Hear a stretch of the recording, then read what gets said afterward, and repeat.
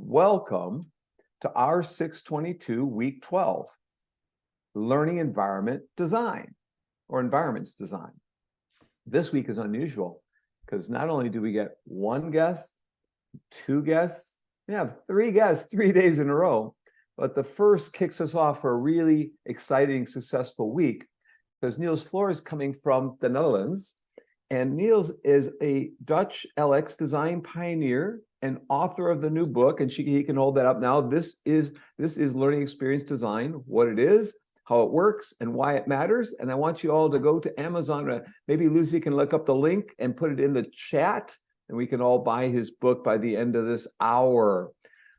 He's a pioneer, as I said, in LX design, and because of that, many people around the world are creating courses related to this topic, and maybe entire certificates, maybe in master's programs with the emphasis in this area. So he coined the word learning experience design. At the time, he started a website with a course he was teaching at Evans University of Applied Sciences in the Netherlands. It was just a website. He was playing around, as we all do, creating resources, and one thing led to another. And someone pointed out to him, hey, this is something bigger, like my son did to me once. Hey, if Microsoft's interested in this stuff, you need to write a book about it, you know? And so I did. And I'm sure the same happened to Niels. And over the last couple of years, this has been a growing trend, not just in the Netherlands, not just in the UK, not just in the US, but around the world. So now it's time for him to turn this website into a platform. And he's taking this platform as his mission to support a global LX design community. So he's on a mission to apply, develop, and promote learning experience design around the globe. He believes in well-designed learning experiences can improve people's lives and contribute to a wise world, a better world, hopefully, an enhanced world. And so I've got 12 questions. I'm not going to ask them all, but this only took me 5 minutes to generate 12 questions for you. We've got a whole bunch of people here already. And Olgun's an alum of the program. He was in Turkey. He's back at Indiana University. We were hanging out together a couple of weeks ago. Vera Chen's going to join us here if I let her in. She's one of my mentees. We got students who are in this class, graduates of this program, and friends and others will be joining in. It keeps growing. So maybe I should ask the simple question, Niels, and that is, how did this all happen? What led to the coining of the word? And did you realize it was a momentous occasion when you coined the word?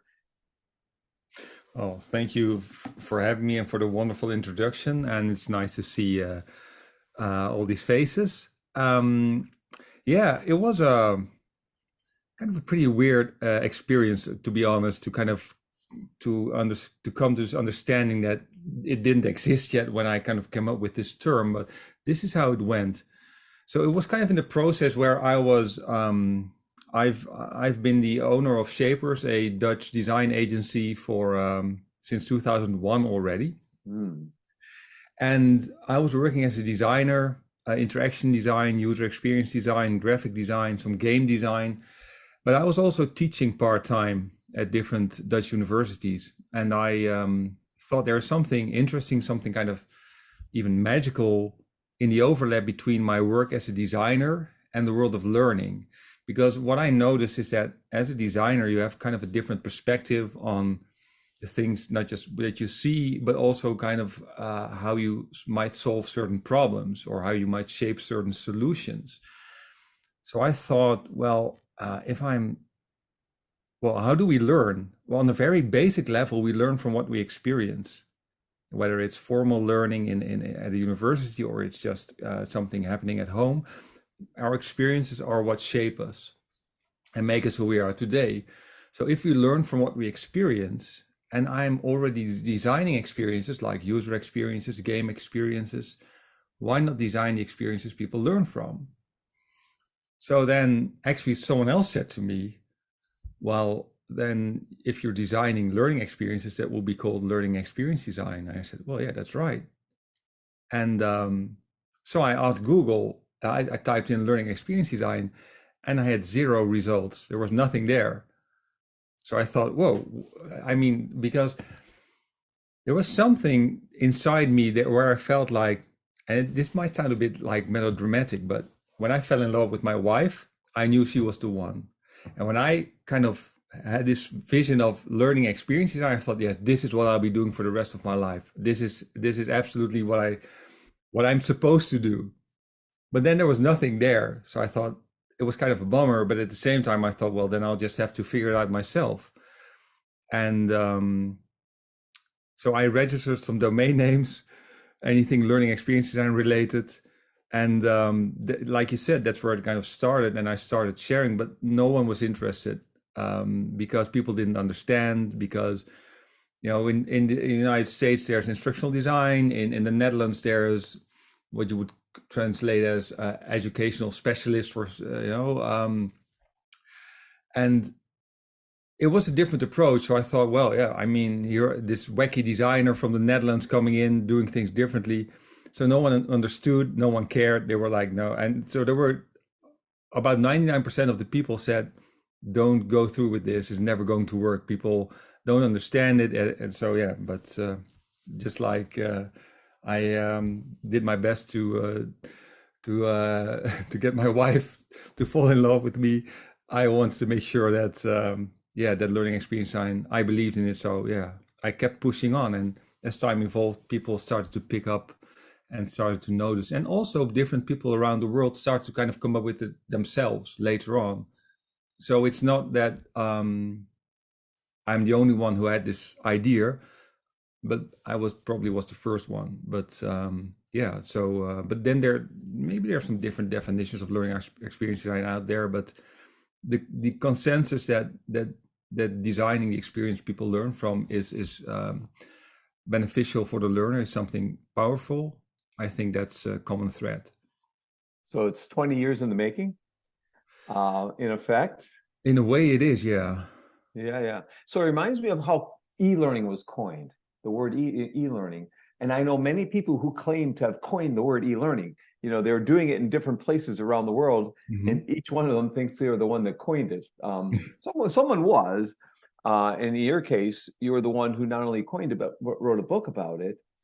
And maybe we should talk about your book in a few minutes. But first, as I mentioned, Niels was in our podcast show Silver Lining for Learning a couple of months ago. So if you with folks from the UK, from Leeds, the University of Leeds, and as I asked you back then on that show, um, I asked, were you aware that entire courses have been built by departments like mine, to teach learning experience design, and maybe entire programs? Have you been contacted by folks who are designing new programs, university programs, to ask for your advice? And what place can you give us some examples of that? Yeah, yeah, I have, and almost all of them didn't work out. And the reason is that I think it's a matter of perspective, really, where my definition of learning experience design comes from that it originated in the field of design. So it's not a learning discipline by nature; it's a design discipline, kind of building a bridge towards the field of learning. And of course, when you have a different starting point, you will have a different journey. And what I was seeing is that there were people who understood that, yes, it's a different approach from what people are used to. But and I'm not going to name any names for this, but I was contacted by universities that were basically just rebranding what they were already doing without changing anything in their approach. Maybe adding a bit of this and that, but really just making it sound more appealing. So those instances didn't work out. And but the and sometimes it's also a matter of competition, where they're like, well, we'd rather do it ourselves and not be reliant on someone outside who also offers courses and everything. So, and I can understand that, but I've designed a post-bachelor course myself for Tulane University. Oh, Yeah, so that's I've worked on that the past past year basically, and so it's for professional advancement, and they were the first ones to really give me like free reign to do what I wanted in the US. And I've also talked to other, like you said, when I did work with Leeds University, um, I'm there to kind of help them implement learning experience design as an approach, as one approach of how to solve their educational challenges, because that's what I always emphasize that learning experience design isn't necessarily better or worse than another different approach. It's just one of the approaches you can take towards designing learning, designing a course, designing an learning experience. And sometimes a different approach is more effective or better suitable. And I want to offer people options and kind of maybe have not just add tools to their toolbox, but maybe offer a different toolbox altogether, and they can choose which toolbox they're going to use or what they're going to combine from those toolboxes. So what were the first couple of things people do? Our students will graduate. If they want to become learning experience designers, what are the first couple of things they're going to be doing with a client or with a program? And can you share a couple of concepts that are within the book that are key concepts for learning experience design? All right. Yeah. So, well, what's going to be if you're a learning experience designer? Let's say you're starting as a learning experience designer, and you get a client. A lot depends on what a client is expecting from learning experience design. So, what you see happening a lot, for instance, in job listings where they say learning experience designer wanted, and then you read something that is basically traditional instructional design, what they're asking for. So if a client is asking for learning experience design, but they don't necessarily expect learning experience design, but they expect good instructional design, then be aware of that, because we don't work for that many clients with my company, because the client has to be ready for it. They have to understand that it's going to be a different approach. So the main thing to expect is that they have a goal. That goal might not even be the right goal. That's something you have to examine first. So you're going to start the creative process with them from the start, figuring out if what they are aiming for is actually the right goal. And once you understand, well, this is the goal we are aiming for, you're going to try and to involve the learner as much as possible, and also involve the client as much as possible. And one of the things that clients that are used to a more traditional approach run into when they work with us is that it's harder for them as well, because they have to do more work, because a creative process can be a bit unpredictable, because you're creating something new. And my one of the key ideas that I kind of live by is that no two people are the same, and no two situations are the same. So if you design a learning experience, it needs to be tailored to a specific group of people in specific circumstances. So the chances that you're going to design two identical learning experiences are zero. So you always come up with something different and new, specifically tailored to those needs. And that means that you have to try stuff, and you have to test it, and you have to figure out if it works or not. So that's something that can be a bit scary if you're working with a client, where you're trying something and you're hoping for the best, but what if it doesn't work? Well, and of course you have to, if you have 3 months to develop something, not wait for 3 months to test it and then see if it works or not, but to test quickly, first ideas, sketches, show them to learners, do your research. And what I've learned is to put my trust in the design process. And the design process, in essence, is very simple. You start with a question, and the question can be anything. maybe it's about a lack of confidence in students that you want to solve, or maybe it's very specific topic related about mathematics. Can be anything. Once you have that question clear, you do your design, you dive into your design research where you want to figure out two things. The first one is that, of course, you want to figure out, so if we have an outcome that we're aiming for, what are the objectives that you need to achieve to get to that outcome? And this is more linked to this is where generally instructional designers shine, because they are used to working with learning objectives, and people with a design background they're not from learning, they tend to struggle a bit more. But also you want to understand the learner and empathize with them. And empathy in design is very important for me. And so the design research part is really about, this is what's important for the learner. These are the goals we're trying to achieve.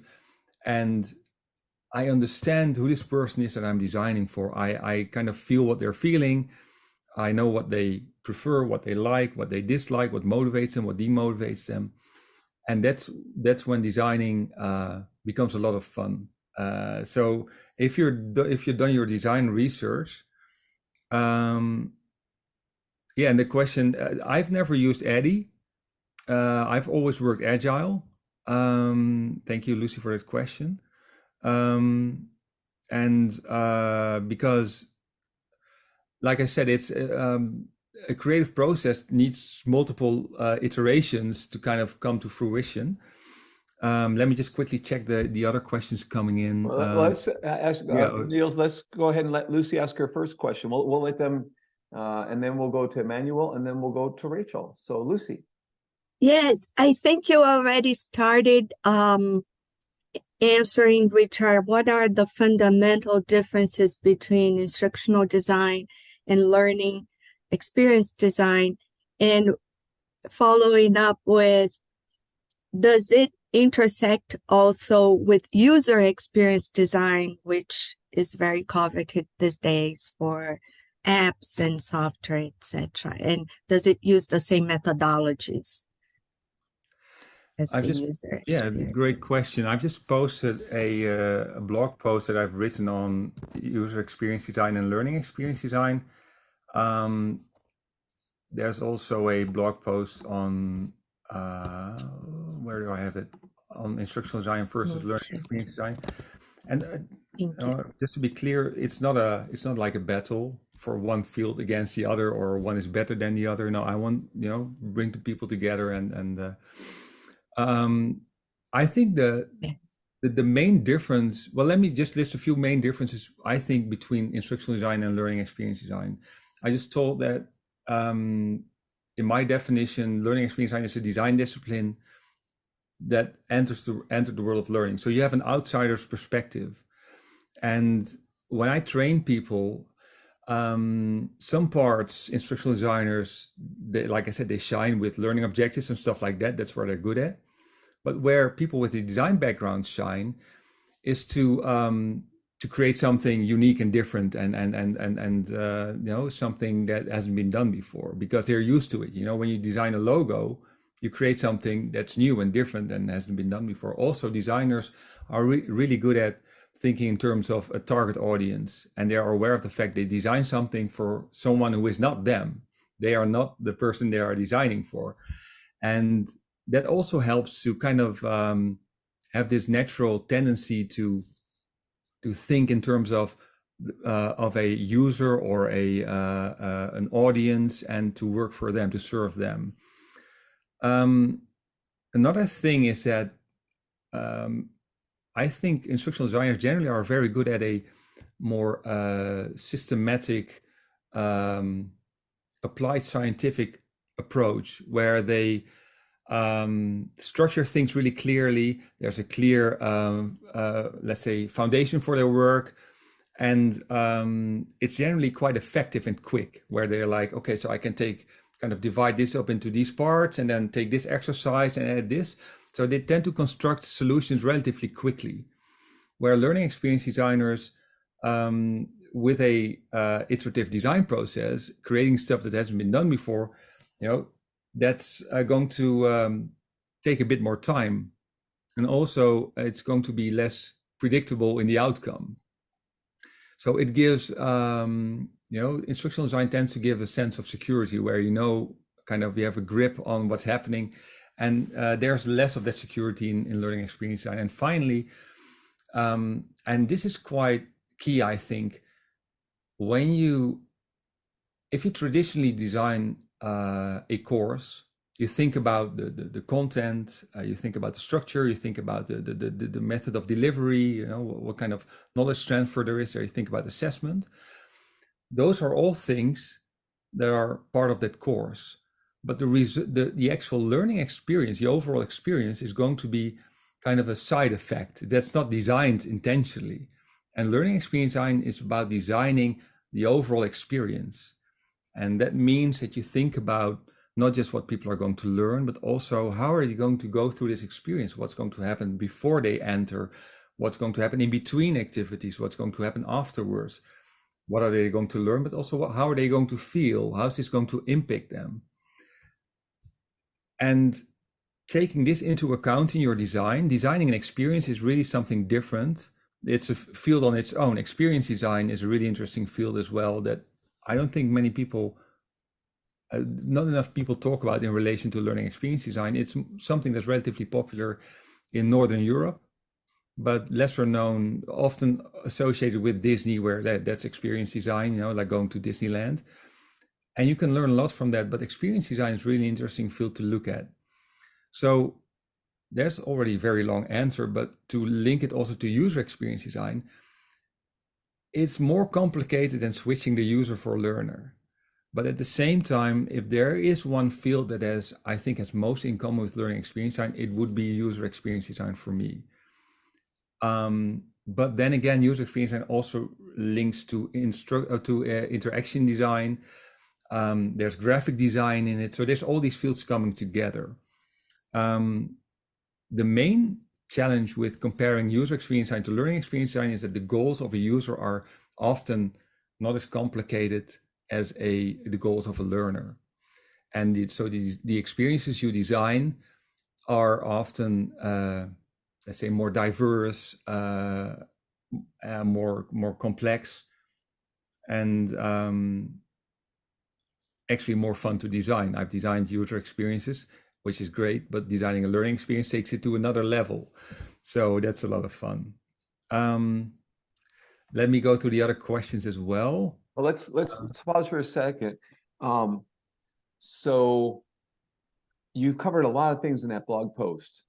And Rachel is nodding her head yes. Rachel, is it possible while we're going through all these, if you could save some of the links that are shared in the chat window, and then I can share them with the entire class. And Lucy might help you out too. So share if you two could keep track of some of the links that were shared so we don't lose them, because since Bo's not here today. And then we'll go to Emmanuel's question, but I've got a couple myself, but I think we'll jump to Emmanuel's, then Rachel's, and then I've got a couple of questions, but make sure you get your questions asked today because we have a lot of time here. Emmanuel, you want to jump in? Hello. Yeah, I had a question. I've been trying to, I'm in my second year of the doctoral program, and I've been trying to figure out what my focus is going to be.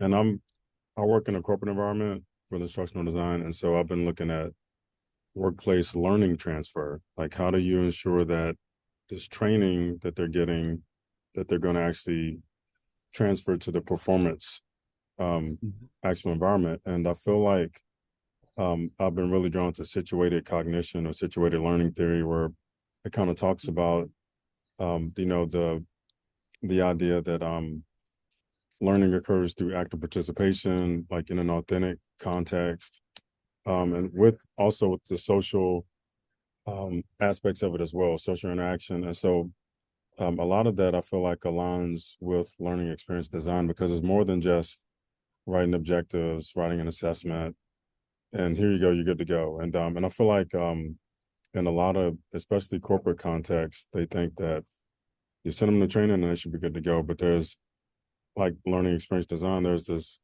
holistic part of it where it's like, okay, well, how are you going to make sure that what they learn transfer to the actual environment? So it's a different way of thinking, and it really is kind of like designing an experience because, especially if you want to make sure that the learning is transferred. So I was asking, would you agree that situated learning theory is more aligned with LXD than just instructional design? Do you have any thoughts on that?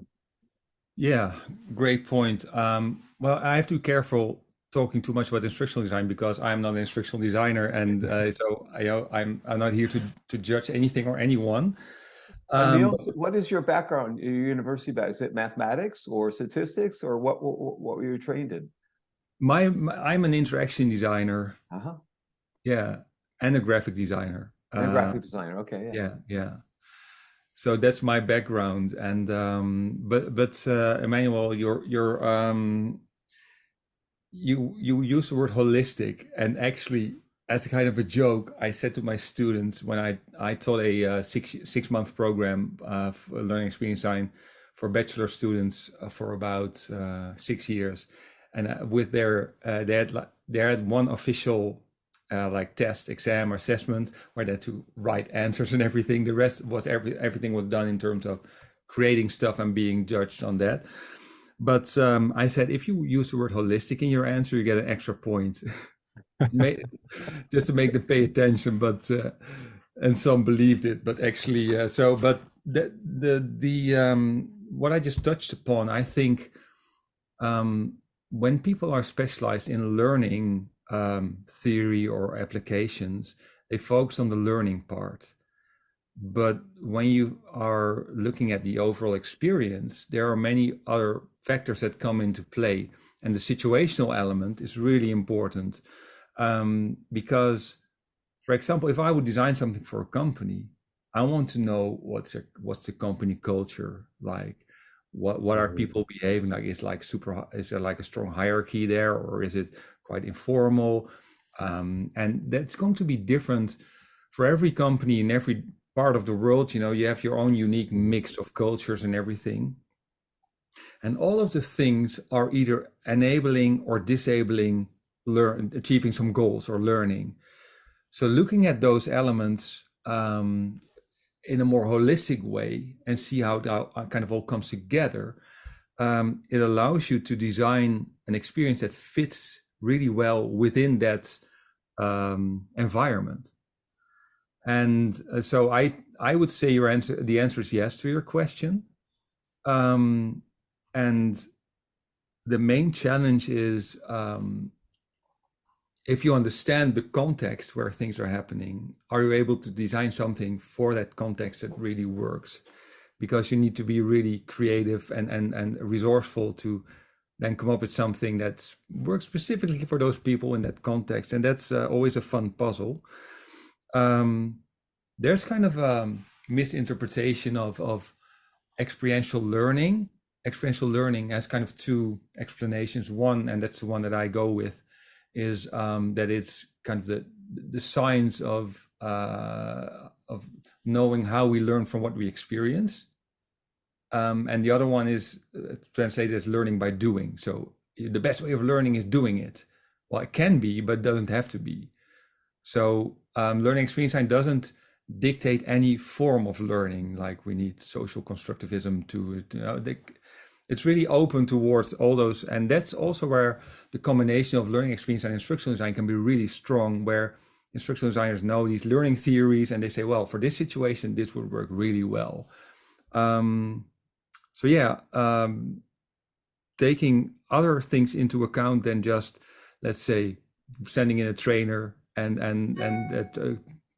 thinking about the content and transfer of knowledge, that's going to be crucial, because there are 4 things that I always aim for as objectives. First one is insights. What are people's views, and how are those views aligned with the goals they're trying to achieve?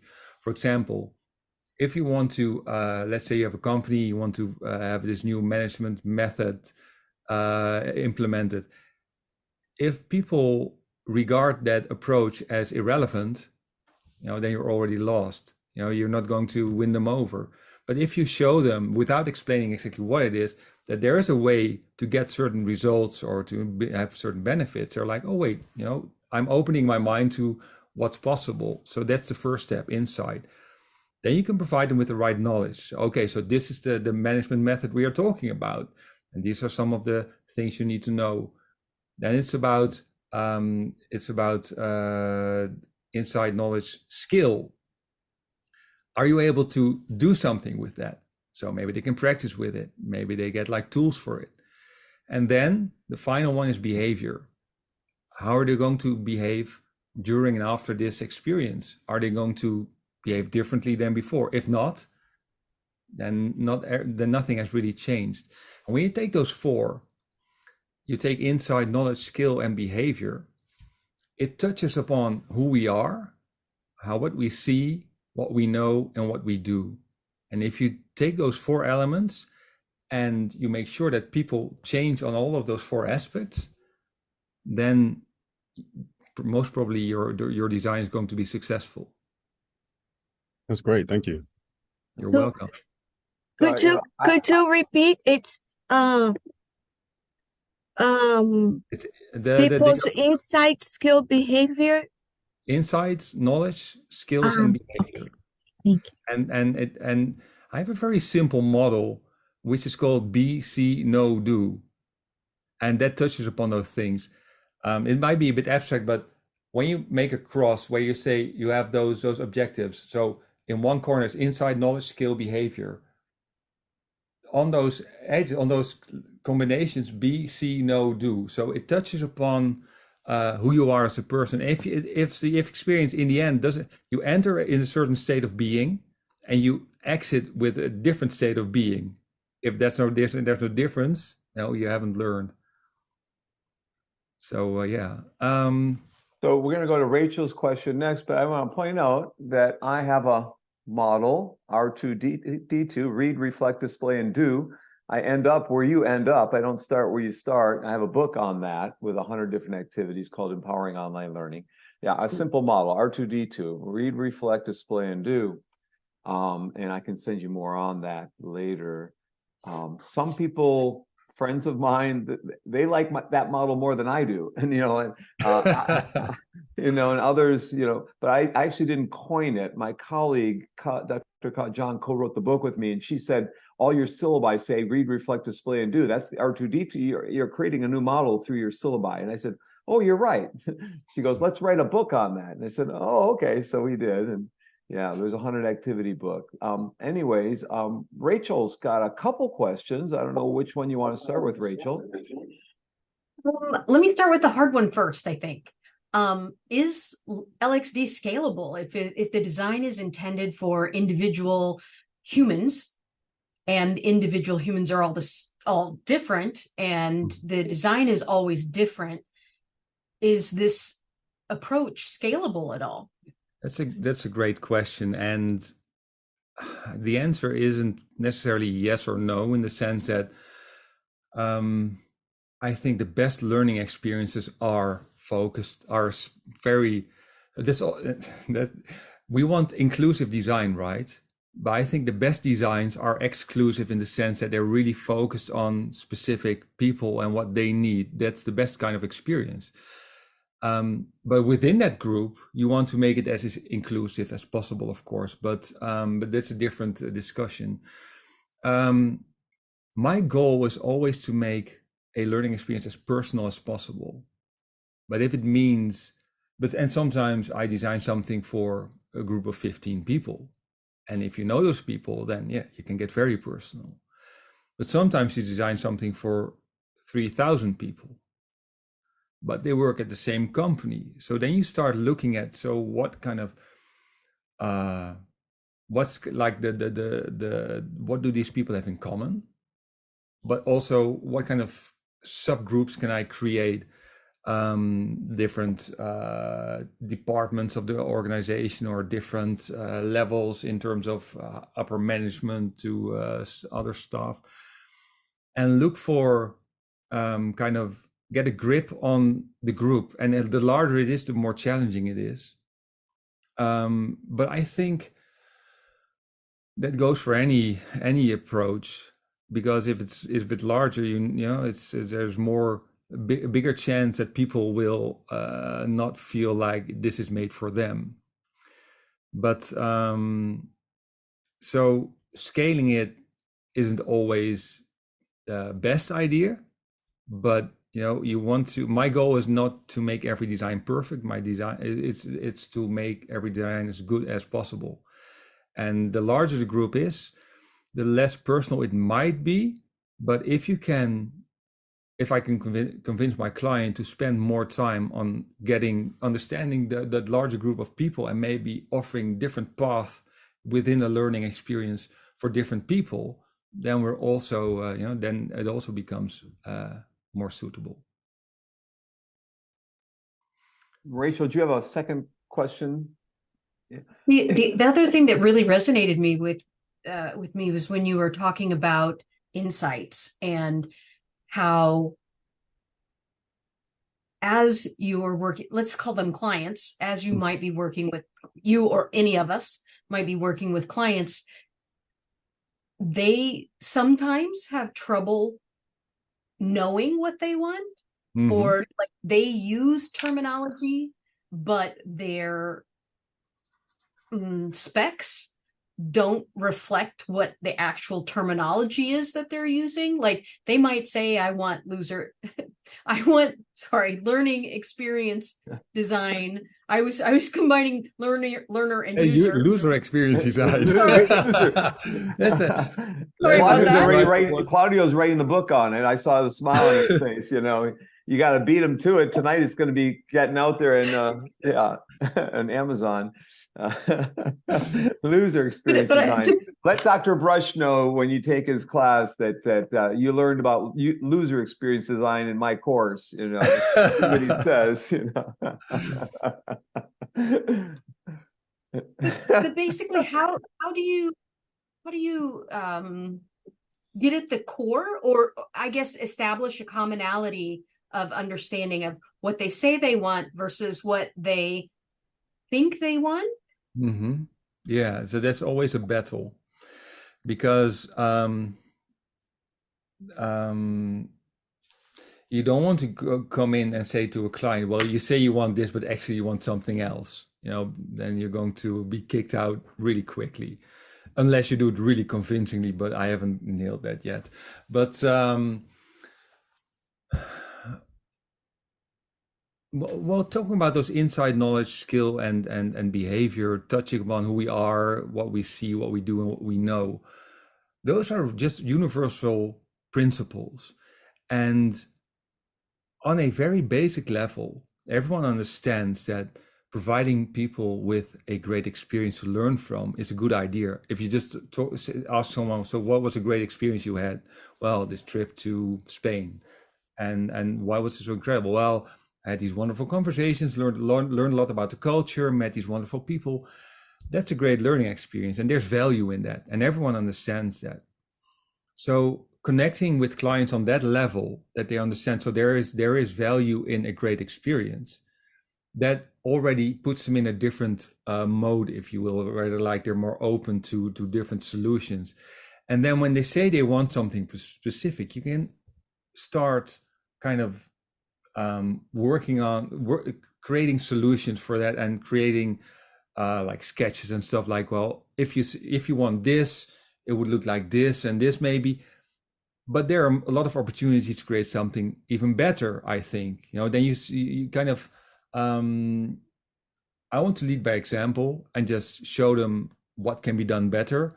So then I might say, well, we could also make this much more playful, because as you explained to me, your staff seems to think the e-learning that you offer, that they get, is generally quite boring. So let's find ways to make to achieve those goals that you're saying, maybe adapt them a little in the process, because they might not be exactly what they need, and then make them part of the design process. And once they feel they are partly owning that solution, they're more eager to see it succeed. But so if they are part of the design process, they invest in it, then they are going to support your solution. But then the next step is, if you're dealing with a large organization, Then you have like a small group of people who are all on board and they're like, yeah, this is great. We're going to design this incredible digital game instead of our standard e-learning. And then their manager comes along and says, games, wait a minute, people have to learn here. What kind of nonsense is this? Let's scrap it all and start over again and hire some learning specialist and not this weird designer from the Netherlands. But if you create something that kind of speaks for itself, where they say, well, I understand this is not what you expect, but let's see what our user test has shown us, what people think of it. And then they're like, oh, wait a minute. So this people actually like this. And so they're, and as it turns out, they even learned more from it than they did with the previous boring e-learning course. So you kind of have to prove your point by creating a great design and get people on board, but it can take some time and there will be pushback if you try new things. And that's why I said we don't work for that many clients, because not all clients are ready for that. And those who are sometimes think they are, and kind of need to be educated in a way when it comes to learning experience design. But it's keep a positive approach, show them what's possible, connect on a very basic human level of everyone understands the power of experience, and everyone understands that, well, if I can choose between something that's perceived as boring or something that's perceived as exciting, I'll go for the exciting part. So will I. So will Rachel, right, Rachel? Yeah. And so, Thanks. you know, Rachel's question relates to my question in some ways. Can you share with us one or two success stories that were more successful than you originally anticipated? And if so, is it possible to, because they are success stories, to show us the website itself or the learning object that you designed or whatever? You don't have to, that's part two, but at least describe what it was and why you thought it became a success, or, you know, better than you originally envisioned. Yeah, actually, that's something that has to do with the kind of the origin of learning experience design. I did a project on color theory. And this was in collaboration with a museum here in the Netherlands. And the goal was to create a game where school kids learned about color theory. It was paid for by a paint company, large multinational paint company. They were like, let's do something for kids, you know, paint, color, that's important. So, and there's a lot of interesting stuff about color. And back then I was still not a learning experience designer, didn't even know about the concept, but because we were creating stuff, trying it, testing it, you know, improving it, we created this really fun game with all these like hidden puzzles and stuff where kids could learn a lot about color. And it was still on CD-ROM, so it's a long time ago. And you could order one for free, or could get one at your local library. But these things became so popular because schools liked them. They're like, well, this is just like wonderful material for in the classroom. Parents liked it, so everyone wanted to get those. So they had to like put out a lot more CD-ROMs than expected, and that made me think. Well, I understood that if you take something that might even, well, if you tell kids today we're going to learn about color theory, then they're already asleep probably.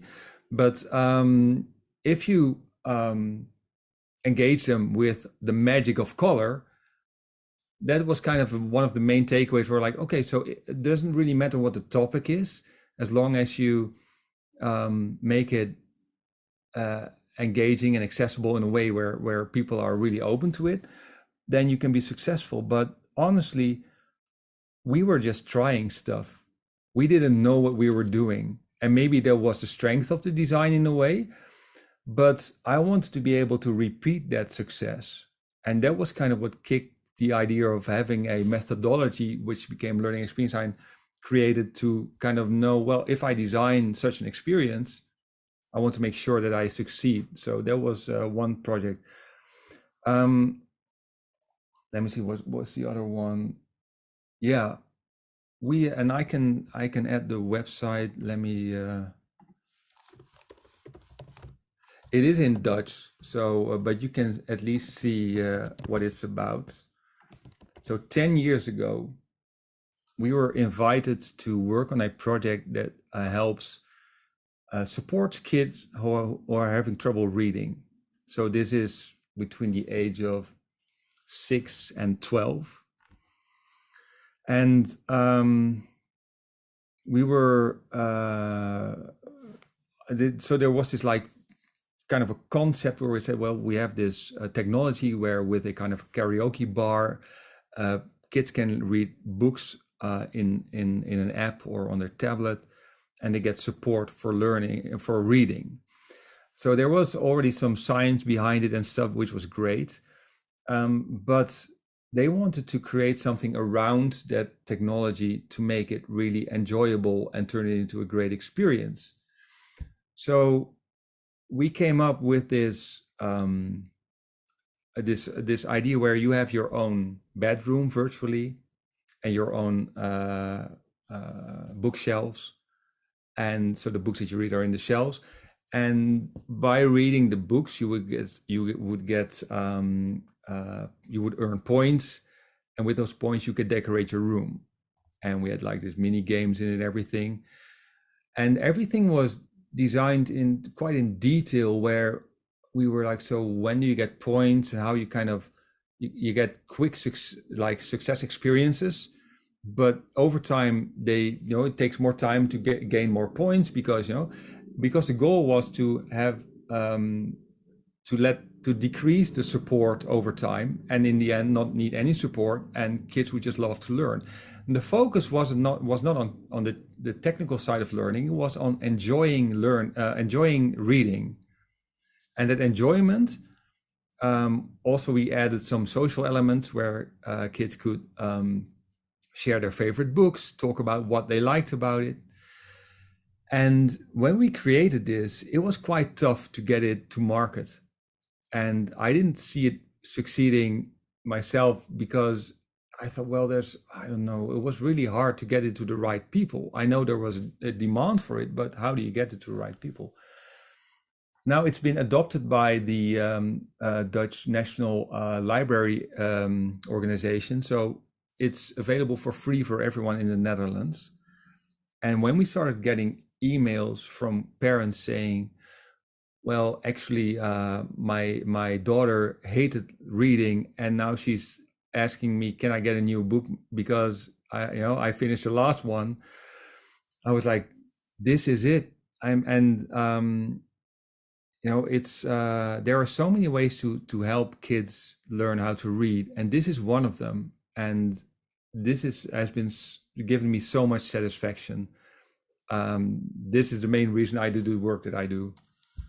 Not just this project, but that kind of results. So yeah, those are two examples. Yeah, that's like when I hear entire countries in Africa are using one of my free book. It has a different model than R2D2, my tech variety model for motivation online. And so you get those highs, incidental highs once in a while, and it's great, keeps you going in all this. Can you hold up your book again for people who came late? Okay, yeah. So if you want to buy his book, this is Learning Experience Design. What year did that book come out? This year. This year.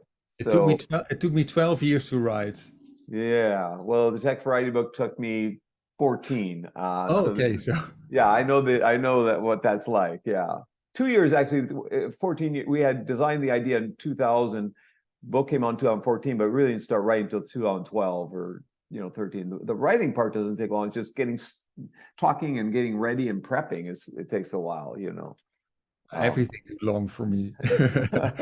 I still don't consider myself an author, even though I have a book published. But it's I started over twice because my ideas evolved, and I restructured the whole book. And and when I had my publisher, when I signed my book deal, I thought I'm going to make it like nice and not too thick and make it really accessible. And they said we're going to double it in size. So I was like, No, why? what? Because yeah, because um, that's what people expect from this type of book. And when they Oh, see it on the shelves, this is what sells. And they were right in the sense that it is better, but I had to write in my sense, another book after signing my book deal because I thought I was almost done when I signed it, but I wasn't. But it was for the better. yeah, it's like my World of Zone book. Thought I was done. I came off sabbatical with 130,000 words. I wrote another 130,000, and then we cut the book in half. Every book's got a different story. Who's your publisher? It's New Riders. It's part of Pearson. Pearson. Oh, great. Congratulations on that. It's not an easy to get. Often my publishers delete stuff, what I write. They don't tell me to add anything. They say, just Kurt, you just have to. Anyways, congrats on the success of that. We do have a couple more questions that we want to get to. I know Vera has one and Claudio. Let's go to Claudio. Yes, thank you so much for being here today. And my question is more about learners. And I know that you have worked with different organizations and clients as well from different levels. So the question is more about the significant changes that you have seen in recent years in terms of how are learners changing, and if you see that learning experience design can help educators and also learners with those challenges or opportunities. I've been working in higher education and now in a private high school. And we have been talking a lot about how some of the learners have been changing in the recent years. So have you had that experience? Can you share something about from your perspective about that, please? Yeah, great question, Claudio. Well, learners is a very broad term, of course, and we work internationally, and we have so many different learners. But in general, I think we've all come to expect more from our experiences. Whether it's from going to a restaurant or going to a movie theater. If it's not like super IMAX, 3D surround sound, goggles on, it's why go to the theater? And also when it comes to how we consume media, how much media we consume, how we are always want to be connected and everything, or many people do. I think mainly people have higher standards of what they expect from an experience in general. So the service economy has really bloomed. The experience economy is blooming, and I think when you're dealing with competition in terms of different schools or universities competing for students, providing them with a better student experience is going to attract more students. So that's sometimes the reason why universities come to me we want to attract more students, provide them with the best possible experience. I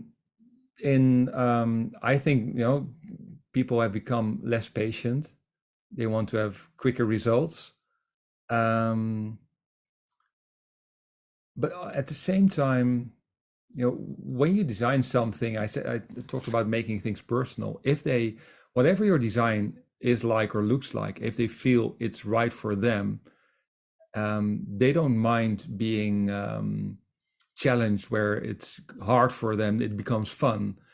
So I know, even though people expect frictionless experiences where they're like everything needs to be smooth and simple and quick and fantastic, I love to design experiences that challenge people, because that's where learning happens. And if you do it right, people enjoy that challenge, and it's supposed to be hard, and people enjoy it because it's hard. So that's to answer your question. Thank you. There's a lot of discussion these days about the type of students that are undergraduates here at a large public university being much different than they were 10 or 20 years ago. And they're warning me when I say I want to teach undergraduates, it's not the same the people I was teaching 2 decades ago. You're going to expect quite different experiences within a face-to-face class, let alone an online class and so forth, because they've had these mobile learning experiences on the fly, just in time, just enough, and so this is the type of learning experience that they want. When they want to learn, they expect the learning to happen at their fingertips, in effect, and to be more engaging than just a me to you kind of experience, top down kind of experience, more interactive, collaborative, and engaging kind of experience. And that's what I designed into my 2 books with 100 activities, the tech variety in particular. Vera has a question, and then I have a final question after Vera's, and I think we need to let you go. It's late, getting almost 9 o'clock at night in the Netherlands. By the way, what city in the Netherlands do you live in? Utrecht. Aha, lovely place. Yeah, it's like small Amsterdam. We have canals and everything. A medieval city center. Yes. It's older than Amsterdam. Yes, it is. I love the canals. I love having a beer on those canals. So maybe we can all visit a class trip. Yeah, you should come here. And it's the northern border of the old Roman Empire. So there's a border going straight to the city center where that's where and actually the city was founded by the Romans. So there you go. There's some history for you. The Romans knew what they were doing. It's a great place. So Vera, you want to jump in here? Is in Chicago, was my former mentee. I met Vera in Beijing Normal University in October 2004, and we have an article together on interactive and active engaging blogging back then. And this year we published an article on my tech variety model for the medical field, which we presented in Glasgow virtually at a medical conference. So I've known Vera for 2 decades. Vera. Yes. Yeah, thank you, Dr. Bonk, for inviting me to join this wonderful discussions. And thank you for sharing with us your experience as a learning experience designer. So my background is a little bit different. Like I have worked in the Center for Teaching and Learning, but I also spend a lot of time working in medical schools and working with medical learners. And so I'm curious about, so there might be a little bit different when you are an external consultant versus when you are in the organizations, and there are potentially more organizational barriers. As a matter of fact, I'm going to lead an informal discussion tomorrow with some instructional design friends from other institutes about faculties underutilize our expertise and don't know what we can actually do as a designer and instructional design technology professionals, and that's also touch those organizational and political issues. And then as learners, when we are working with faculties, we also encounter challenges such as like the learners, they really are like undergraduate medical students, they really are interested in efficiency. There's always a tension between efficiency and deep learning. And when we are working with, so there is an organizational culture that creates some barriers for us to engineer those kind of meaningful, deeper learning experience for our students. And then when we are working with faculties, by faculty, I mean those practitioners who are pursuing continuing medical education, then there are also a lot of barriers for them to apply what we have taught them so that they can transfer to their practices. There's limited time, limited resources for them. So I'm just curious if you have some stories about how you're navigating and leveraging organizational resources and to bring, this kind of meaningful learning experience to your learners. Well, you touched upon something that I think many people run into and struggle with when it comes to those organizational barriers. It can be anything from people not having the time to do what they want. There's one example for an organization that I work for, or that my team and I work for, where there's quite a bit of pressure. It's a financial institution, and people, if they don't keep their knowledge up to date, they can get fined, and they get into trouble. They can even get fired, if they don't. And also the organization itself can be fined if their staff doesn't have up-to-date knowledge on specific things. So if the starting point is negative for learning, where you have to do this or you will be punished, people learn out of fear and not out of intrinsic motivation. And so by really doing a research on the learner and looking at, so are they coming into this experience with a negative mindset, and designing an experience that's going to take that into account, is going to change that mindset towards a positive mindset where they are curious and they are surprised. So surprise is a great way to get people out of their shells. If they're expecting, I have to do this, this is not going to be fun. This is I'm only doing this because I have to, my boss tells me, and I'm glad when it's over. If you then surprise them with something, whatever it can be, a story, an example, a game, anything, where they're like, but oh, wait a minute, this is different. This isn't what I expected. This is actually fun. Oh, wait, then their insights, their views change already on why are they doing this. So one of the elements in an outcome that I designed for is, well, you can write down like this. I used to dread these trainings because they are mandatory and generally and not very enjoyable, and I only did them because I had to. But now I found out that they are really enjoyable, and there's a lot I get out of it. So when you design for that kind of change, you are going to design a different kind of experience than if you're just going to focus on, well, if this is the content they need to learn, we'll put it all in there to make sure they learn everything. There's a company, kind of friends of mine who work in the same facility as we do. It's a Dutch company, but who they are isn't very important. But what they do is interesting. They do three things. They do change management for organization, they do communication, and they do the learning side. So they understand that if you want to really bring about change in an organization, you need to look at, so how are you going to kind of address that whole process of change? How are we going to communicate clearly internally and externally? And how are we going to do the learning side of things? So I think looking at that from a broader perspective can be helpful. So, Niels, I'm going to ask two quick questions for you before we go.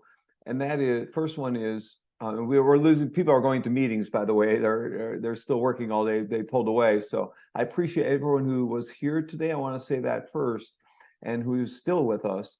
But are there any other people, anyone else who's written a similar book on learning experience design? Are there any other people they should be aware of if they're really interested in this field? Who else might they look to? Is there a name that comes to mind? Well, there are other books on learning experience design. They are very different from mine. Okay. To be honest, Okay. they're not bad books. They're just different versions or different definitions of learning experience, and they are not the approach that I would choose. I generally point people towards designers' books that are enjoyable. A very accessible one is Elements of the User Experience by Jesse James Garrett, and also Designing for Interactions by Dan Seffer. And there's work from like interaction designers, About Face, which is really like an ancient word. But looking at those design books can really be inspiring in more of the approach, how to create a great user experience, or to how to design for great interaction. Can it really help to boost your design skills? Yeah. So there's someone here named Eric Stolterman. Eric Stolterman is maybe from from Germany, I think, originally, and he teaches in HCI, Human Computer Interaction, within our School of Informatics. So people at IU who are listening might want to take Eric Stolterman's class.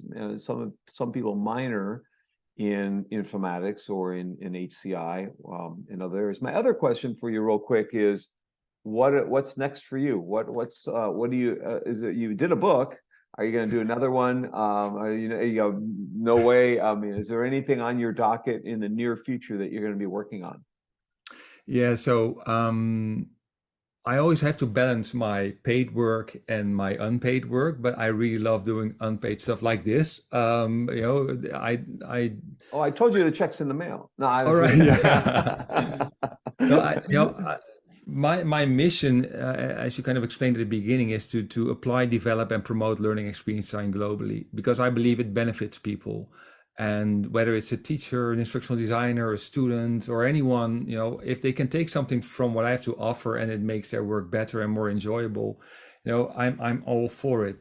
Besides the let's say the design and consultancy and training work that I do, I am focusing more and more on community work, where we're sort of building a community where people can, it's always been my goal to have anything from free to really cheap to, let's say, commercially priced. And so anyone can start with learning experience, and whether you have no money or a lot of money, you should be able to get started. So currently we are redesigning or adding stuff to lxd.org, or which used to be learningexperiencedesign.com, which was the starting point. So lxd.org, we are adding more resources there, and we are doing meetups, and we are going to launch a quarterly design challenge. So that's something we're working on. So it's it's more community driven right now, and I'm not looking forward to writing another book, but I'm writing a lot of like smaller articles and contributing to other books as well. Thank you very much. This has been a wonderful episode in the life of R622 Learning Environment Design. This is week 12. We've got a number of guests, as I said, coming in this week. Next one's on social media and informal learning with Christine Greenhow on Tuesday at 7 Eastern Time.